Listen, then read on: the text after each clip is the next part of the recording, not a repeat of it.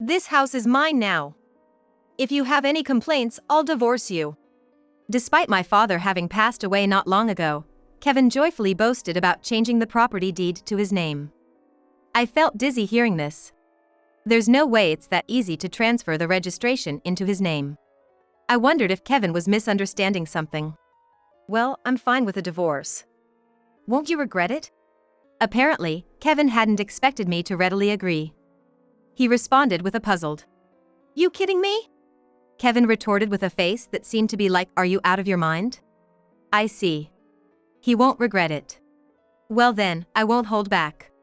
And don't come crying to me later. I secretly smirked at Kevin's ever so naive thinking. My name is Rachel Anderson. I'm 35 and work as a civil servant. I have a very sincere personality, and I always felt that being a civil servant was a fitting job for me. When I got the civil service position, my parents were thrilled. That's because my father always told me to aim for a stable job. While it's hard to say if a job will always be stable, for now, I feel pretty secure in my position.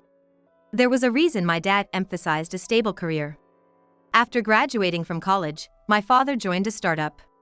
Back then, he was full of enthusiasm for his upcoming career and, eager to prove himself, dove into a company with just 10 employees. However, sustaining the business was not an easy task.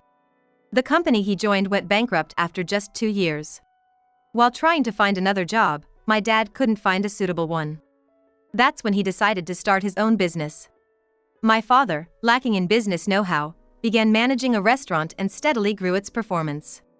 As the number of locations increased, he employed many staff, and his days revolved around store sales and profits. Most of the locations were renovated vacant homes or owned properties, so there was no rent to pay. Therefore, the more customers came, the more profit was made, and he amassed assets worth several $1,000,000 over 35 years. However, building such wealth was not without its hardships. The daily stress of managing a business took its toll on him. As the profits grew, so did the number of people attracted by the allure of money, which led to relationship troubles. There were even instances when employees embezzled money from the store. Building assets was no simple feat. Perhaps that's why he hoped that his daughter, me, wouldn't face the same hardships and would lead a comfortable life. I'm content with my job as a civil servant, a role that perfectly suits my personality. While I'm not wealthy, I lead a decent life without any hitches. I always thought a quiet life like this was ideal. I'm gonna be late tomorrow night, so don't worry about dinner for me. I can't count how many times Kevin, my husband, has said that to me. While I was doing the dishes after dinner, I dried my wet hands with a towel and turned to him, asking, "Again? Is there really that much overtime at the factory?" It's the busy season, so we're swamped. Kevin works on the production line in a semiconductor factory. He started this job right after high school, and it's been 18 years now. Every single day, he processes components on the assembly line for 8 hours. It's tough work. I couldn't do it, but Kevin says it's easier than a job that requires a lot of thinking. Right. I've heard there's a shortage of laborers lately. Must be tough. Yeah, so I might be coming home late for a while. All right. Take care, okay? Lately, Kevin's been coming home late more frequently, and sometimes he doesn't return until the next day. I doubt he's working that late, so he probably grabs a drink somewhere after work. I can't fault him for wanting to relax with a drink after a long day, but it does feel like he's doing it quite often. However, I can't bring myself to confront Kevin about it. Considering his tiring job, I'm afraid that if I ask him not to drink so much, he might get angry. Fortunately, Kevin should be paying for the drinks from his pocket money, so it wasn't that big of a deal. After seeing Kevin go into the bedroom, I stretched my shoulders. Lately, my shoulders have been tense. I've been leading different lives from Kevin, and maybe I'm so stressed out mentally that it's affecting me physically. I tell myself not to overthink it too much. I met Kevin when I was in my junior year of high school. Kevin went to a nearby school and approached me during a school event. Although I was initially hesitant when this younger guy asked for my number, Kevin was so persistent that I eventually gave in. Being known just for my seriousness, I asked him why he approached me so much. Though it's embarrassing to say, he apparently liked my appearance and vibe. I always perceived Kevin as a bit of a playboy, so I was initially very skeptical. But I soon realized he was unexpectedly loyal and my feelings for him grew stronger. Even after high school graduation and Kevin getting a job, and me going to college and started working, Kevin remained my partner. We got married when I was 27. Unfortunately, we haven't been blessed with children since then. I think it's probably too late now. But I believe that life as a couple is good enough. If I can spend the rest of my life with him, who's remained the same over the years, that'd be just fine. Kevin probably feels the same way. Amidst our busy yet serene married life, I got a call. Hello? Hello, Rachel? Oh good, are you at work right now? Yeah. What's up? I was surprised to get a call from my mother in the middle of a workday. It must be something urgent. I asked her what had happened. Something terrible. Dad has fell ill. After some tests, they said he has colon cancer. Cancer? No way! I couldn't believe my ears when I heard cancer from my mother. No one in our family had ever had cancer. But given that my father is a busy businessman, he might have neglected regular health checkups. It wouldn't be strange if he got sick and didn't realize it. It's true. They said it's progressed quite a bit. No way. But isn't cancer treatable these days? Well, from what they're saying about Dad's condition, he might only have a few months left. A few months? That can't be. I wanted to believe it was all a misunderstanding. But my father is only 60, still relatively young, and it's plausible that the cancer progressed quickly. And they discovered it late. Even with advancements in medicine, it's challenging to fully cure advanced cancer. My mother explained through her tears. I get it. I'm gonna head back home for a bit. I'll let Kevin know too. Thank you, Rachel. My father has always been very important to me. There was no question I had to be there for him in this crisis. Kevin would surely understand. That day, I returned home from work, feeling out of sorts. Surprisingly, Kevin was home early. Seeing my distraught face, he called out. What's wrong? Why the long face? Kevin was sipping a beer on the sofa. I told Kevin exactly what I had heard from my mother. And I also asked him if it was okay for me to go back to my parents' house for a while. That's rough. Okay, I get it. Stay with your father. Thanks. I won't be able to make dinner for a while. That's fine. Don't worry. I've been coming home late from work lately anyway. I'll grab something outside. Okay, but you gotta make sure to eat something nutritious now and then. I know. Kevin listened more calmly than I'd expected. I started preparing for my trip home the next day with relieved. When bedtime came, as I was about to enter the room, I heard Kevin talking from his bedroom. He was on the phone with someone. I didn't intend to eavesdrop, but I stopped in my tracks when I overheard him say, "It seems he's not gonna make it much longer. You remember what we talked about before? Can we sort that out somehow? Not much longer? Is he talking about my father?" Yeah, oh, I see. Got it. Please do. I wasn't sure who he was asking for what, but at the very least, I could tell he was discussing something about my father. How could he talk like that? I've never heard Kevin speak ill of my father. It's not like they're best friends, but Kevin's not so cold-hearted as to not worry when my father's in danger. So, does Kevin not care about my father at all? Even though my father is in the advanced stages of cancer, he's still alive. Talking about my father's situation with a complete stranger? That's just wrong. That was the first time I ever felt suspicious of Kevin. After that, my doubts about Kevin never faded.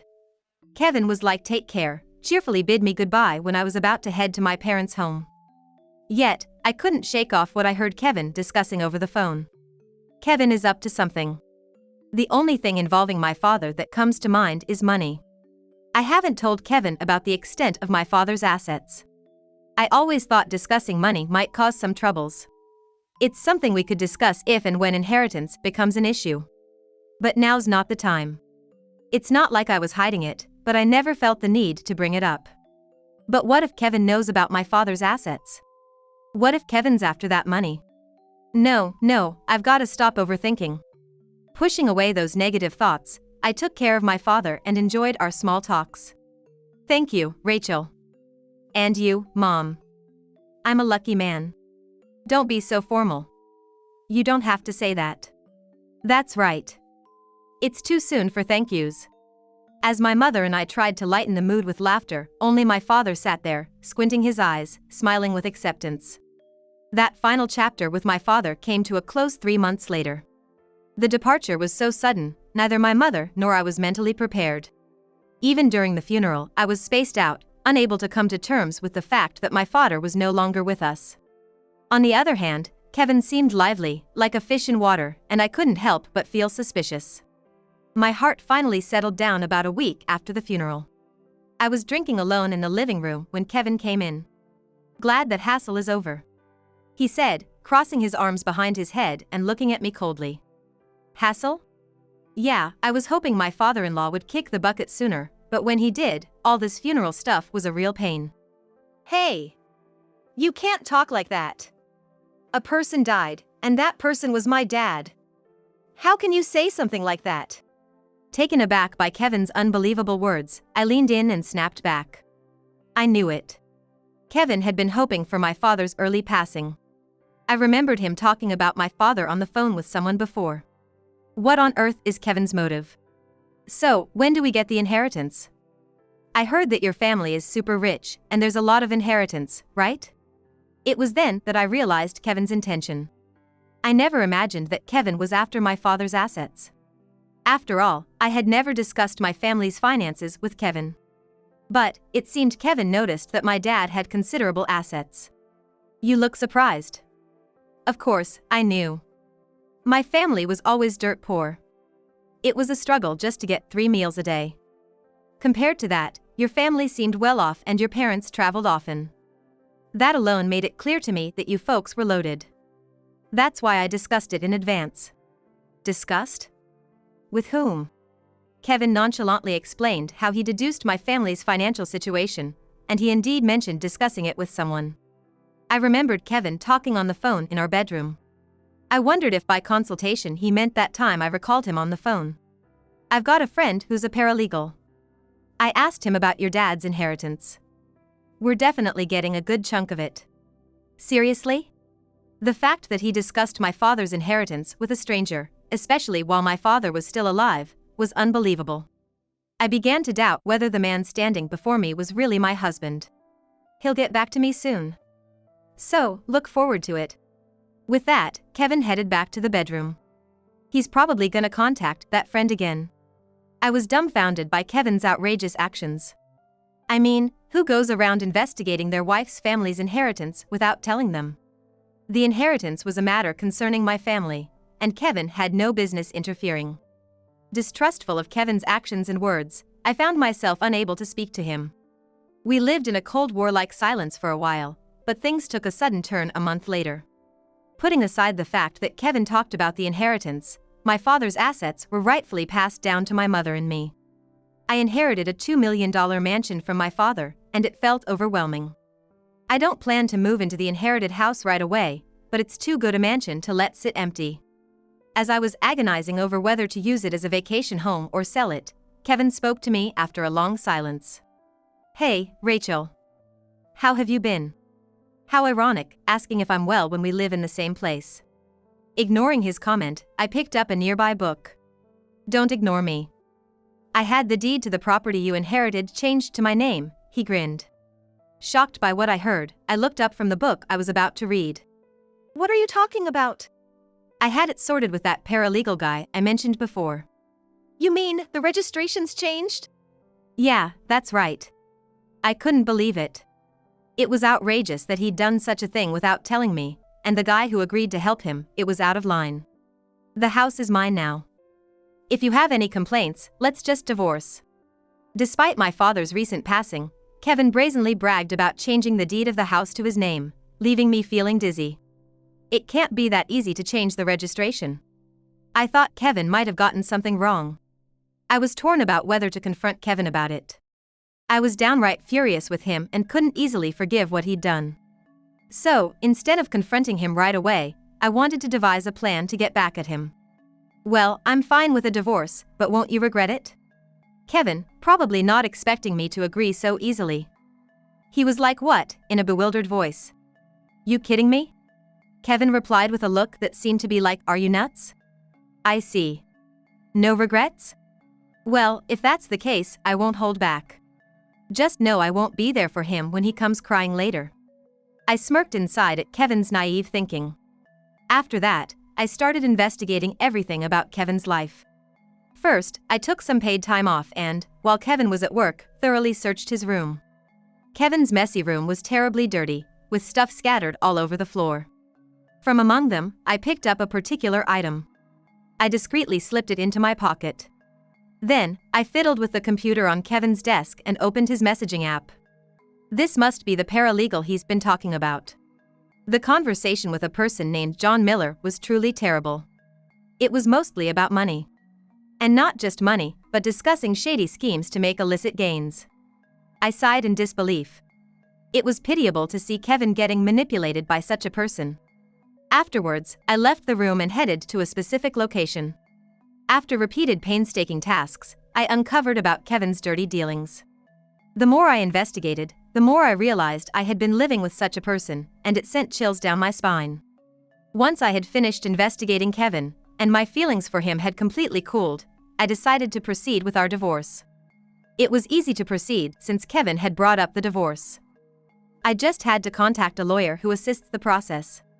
After a while, our documentation were in progress, and Kevin and I were officially in divorced process. It was an unexpected end to our marriage, but after the way Kevin disrespected my father, there was no love left for him. The Kevin I once knew was gone. My investigations revealed he was a real piece of work. The house I spent with Kevin became no longer mine. Because this house was originally under Kevin's name, and he had taken out a mortgage for it. I thought it was right for me to leave here, but Kevin never came home after that day. He's probably living in the mansion I inherited. I wonder if he's enjoying life now. But who knows how long that'll last. I was very calmly thinking about Kevin's situation. And then, days later, Kevin finally appeared before me. "Rachel, we've already proceeded with the divorce, haven't we?" He asked anxiously as soon as he stepped in from the front door. I was like, why such an abrupt question, to Kevin's unexpected return and forward question. "So, we're divorcing now." Kevin raised his voice. He seems to be in a pretty tight spot. "Yes, I contacted the lawyer a few days ago. So, we're going to be strangers to each other." "What?" Despair spread across Kevin's face. Kevin was the one who asked for the divorce, so I wish he wouldn't look at me as if I'm the one at fault. "Why'd you do something so selfish?" "You're the one who said we should get divorced, right? Why the fuss now?"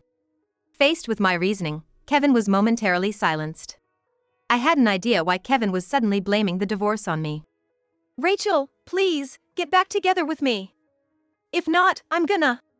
Kevin sank to the floor, head bowed. With a sympathetic look, I asked, "Oh, what happened? Something wrong?" I had a pretty good idea what had happened, but I decided to play dumb and ask anyway. "Some debt collectors came to me, and I tried to call Miller. But it seems he changed his number, and he's not reading my emails. He deceived me." Miller is that so-called paralegal. Kevin's story was fragmented, but I had a rough idea of what was going on. When I had checked Kevin's room, I could deduce what he'd been up to. "You've been gambling all this while." "I found plenty of betting slips and receipts from the casino. I even checked your visits to the nearby poker room. Seems you've been at it for about a year now. That's why you ran out of money, right? When I checked our joint account, I noticed small withdrawals that I didn't recognize. Turns out you were dipping into our savings. And then you got conned by that paralegal." Right. Kevin, who was always careless with money, had been secretly indulging in gambling behind my back. When I noticed he was coming home late recently, I initially thought he was out drinking. But it turned out he was gambling. So, when my father passed away and discussions started about me inheriting his properties, Kevin must have seen it as an opportunity. He'd been consulting with a guy named Miller, claiming to be a legal consultant, on how he could inherit the assets himself. "What? It was my bad about gambling, but I got duped by that guy too. The mansion Rachel inherited hasn't become mine. I'm gonna go bankrupt at this rate. Don't you think that's sad? So, help me out, will ya?" He'd sometimes suggest we divorce, and other times pester me to make amends. Seeing Kevin in this pathetic state made me more bewildered than angry. Had he forgotten that he once wished for my father's death and disrespected him? I couldn't even see him as my ex-partner anymore. Excuse me? You're to blame here, aren't you? Feeling sorry for yourself? It's because you let your guard down that you got scammed in the first place. The assets I inherited from my dad are what we'd call separate property here. They're not subject to distribution, and you can't just change the ownership like that. But you got easily fooled by this Miller guy and come crying to me. How convenient for you, huh? Just know, I'll never forgive you for this. As I sternly said that, I could see fear in Kevin's eyes. I brushed past Kevin, heading to the front door. I'll be moving to the mansion I got from my dad. You can stay in this house. Remember, there's a mortgage to pay. Good luck with that. Hold on. Ignoring the desperate man calling out from behind, I walked away confidently. A week later, I received a call on my cell. It was Kevin's mother. I hesitated, thinking she would blame me for the divorce. But it was the opposite. Oh, Rachel, I'm so sorry. Kevin has done something awful. I'm at a loss for how to apologize. You don't have to. No, I can't stand it. He's coming to me for help to pay his debts off. I'm just flabbergasted. I gave him a good talking that he'd better be prepared. He won't be gambling again anytime soon. It'd do him good to learn the value of money. I'll make sure he takes care of both his job and home by himself. Kevin's mother was furious with his actions and made it clear she planned to give him a hard time. I couldn't help but smirk, thinking how he'd cope. It was his punishment for disrespecting my father and trying to deceive me. I didn't feel sorry for him in the slightest. He should focus on paying those debts off. As for me, I did as I said and moved to the mansion I inherited. It came furnished, so I didn't need to buy much. I had to purchase a few personal items I'd left behind, but the thought of my new, free life excited me. The new house was really spacious, almost too grand for just one person to live in. Right now, I'm not keen on the idea of marriage, but if time passes and I happen to meet someone special again, I'd invite them over to this house. They'd probably be so surprised they might just drop their jaw. The thought of my future partner's reaction brought a smile to my face. Thank you, Dad. Grateful to my father for leaving such a wonderful estate, I embarked on my new journey.